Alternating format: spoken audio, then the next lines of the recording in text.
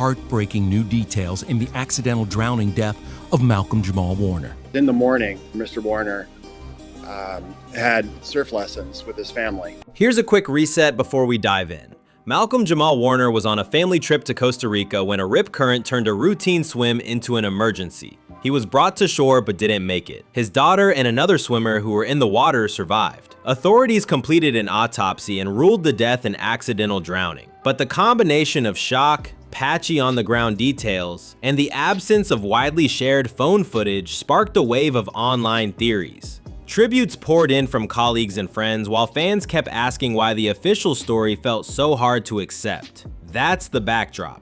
In the rest of this video, we're going to separate verified facts from speculation, walk through the tight timeline of that day, explain what the autopsy actually says, and look at why certain rumors took off in the first place, so the conversation stays grounded in what we can prove. Let's pick up the story. Something about the story didn't sit right for a lot of people. The headlines were simple, almost clinical. A family vacation, a swim near a Caribbean beach, a rip current, and a tragedy that stunned fans across generations. Yet the details, what was officially confirmed, what eyewitnesses reported, and what never made it to the public, left a gap that the internet rushed to fill. Before we chase those theories, let's ground this in what we know for certain about the final hours of Malcolm-Jamal Warner's life in Costa Rica, and then look honestly at why so many people still feel like something is missing. I spoke with one of the lifeguards in Costa Rica. He reveals Malcolm's 8-year-old daughter was also rescued from the water.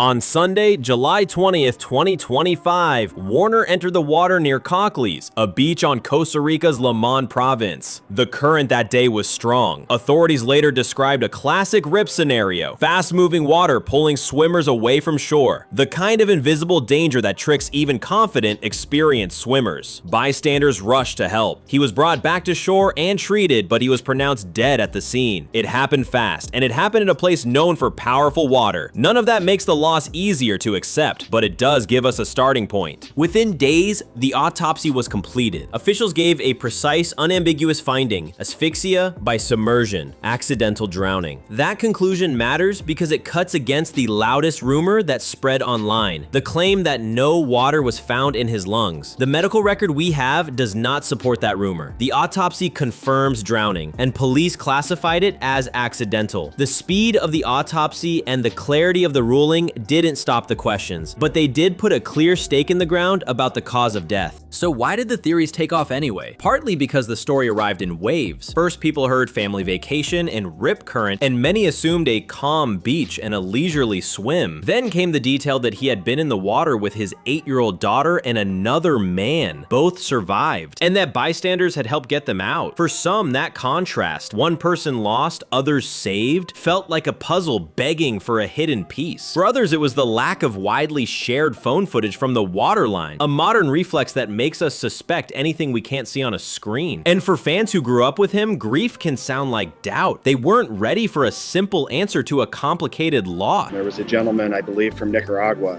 that was there with a practice surfboard and was able to get the daughter out. He put her on the surfboard and was able to kind of push her close enough to shore. She was okay.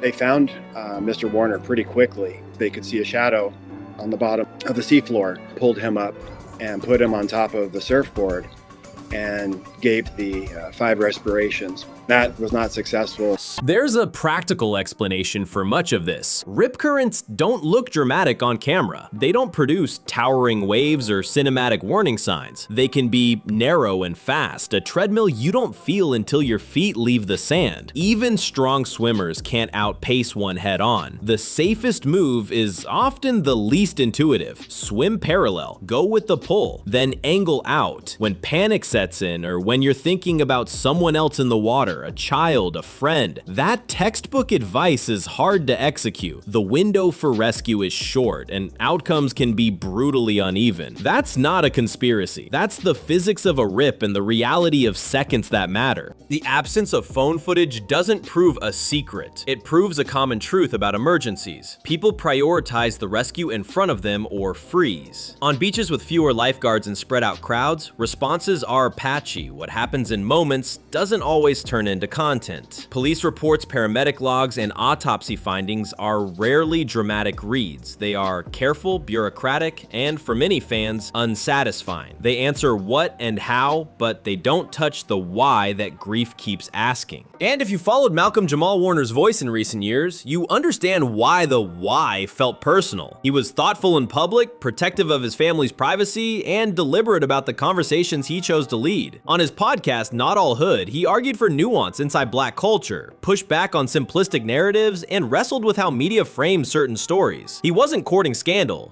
There were two other doctors that were there. They worked on Mr. Warner for at least 30 minutes. And then he was unfortunately pronounced dead.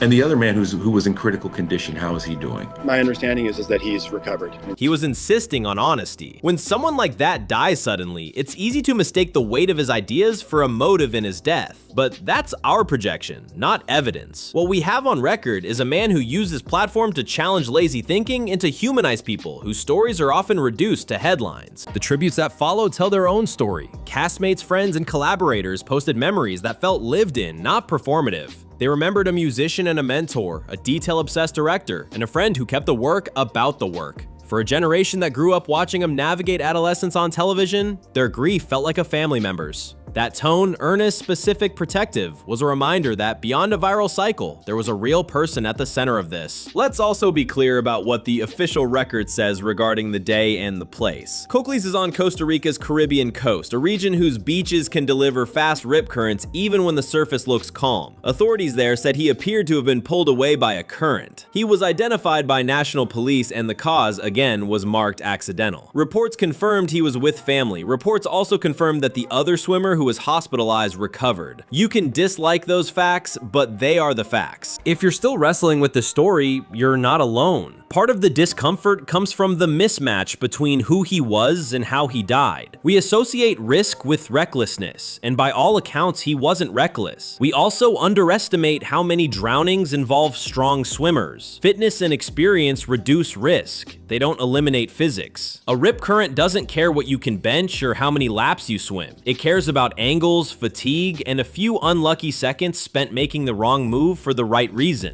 How does something like this happen so quickly? Once you go under, it can happen within seconds. And as soon as you ingest water or you panic, that's when you sink.